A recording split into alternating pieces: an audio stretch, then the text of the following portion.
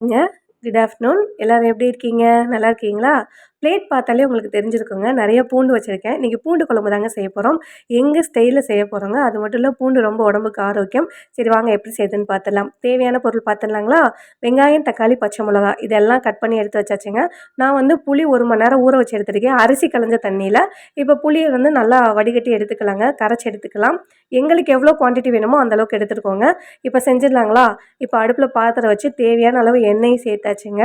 இப்போ வெந்தயம், கொஞ்சமா சோம்பு, கடுகு இது 3ம் சேர்த்து நல்லா வதக்கி விட்டுருங்க.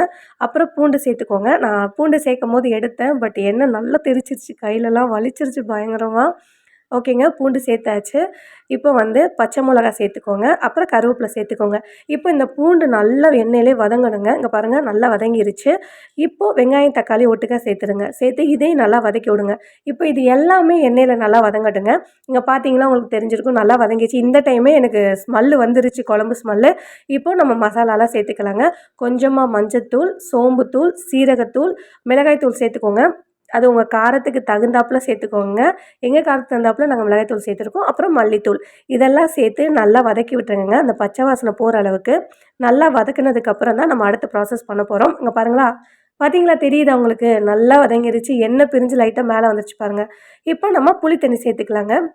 புளி தண்ணி சேர்த்ததுக்கப்புறம் மறுபடியும் ஒரு வாட்டி கிண்டி விட்டுருங்க. அப்புறம் தேவையான அளவு உப்பு சேர்த்துக்கோங்க. நம்ம குழம்புக்கு தேவையான உப்பு சேர்த்துட்டு நல்லா கிளறி விட்டுருங்க. இப்போ நல்லா கொதிக்கட்டும். இங்க பாருங்க கொஞ்சம் கொதிச்சிருச்சு. நல்லா பாருங்க ரெடி ஆயிருச்சு. ஃபைனலா பாருங்க நல்லா வத்தி ரெடி ஆயிருச்சு. பார்க்கவே செம்மையா இருக்குல்லங்க. எனக்கு ஸ்மெல்லு அப்படியே வீடே வீடே தூக்குது. அந்த அளவுக்கு ஸ்மெல் அடிக்குதுங்க. பூண்டு குழம்பு ஸ்மெல்லு. நான் இத 2 நாள் வச்சு சாப்பிடுவேங்க. செம்ம டேஸ்ட்டா இருக்கும். இன்னைக்கு விட நாளைக்கு சாப்பிடும்போது அடிப்பொலியா இருக்குங்க. அட்டகாசமா இருக்குங்க. இன்னைக்கு எங்க வீட்ல இதாங்க பூண்டு குழம்பும், அப்புறம் நான் தட்டைப்பயிறு ரெசிபி போட்டிருப்பேன். தட்டைப்பயிறு குருமா அதுவும் தாங்க. இந்த மாரி ஸ்பைசஸான குழம்புக்கு அந்த மாரி வெள்ளை குருமா தொட்டுக்க சாப்பிட்டோம்னா சூப்பரா இருக்குங்க. ஓகேங்க. நீங்களும் ட்ரை பண்ணி பார்த்துட்டு எனக்கு எப்படி இருக்குன்னு சொல்லுங்க. மறக்காம ட்ரை பண்ணி பாருங்க. வீடியோ பார்த்ததுக்கு ரொம்ப ரொம்ப நன்றிங்க. உங்களுக்கு எங்க வீடியோ பிடிச்சிருந்தா லைக் பண்ணுங்க, ஷேர் பண்ணுங்க, கமெண்ட் பண்ணுங்க, சப்ஸ்கிரைப் பண்ணுங்க. பாய் பாய்.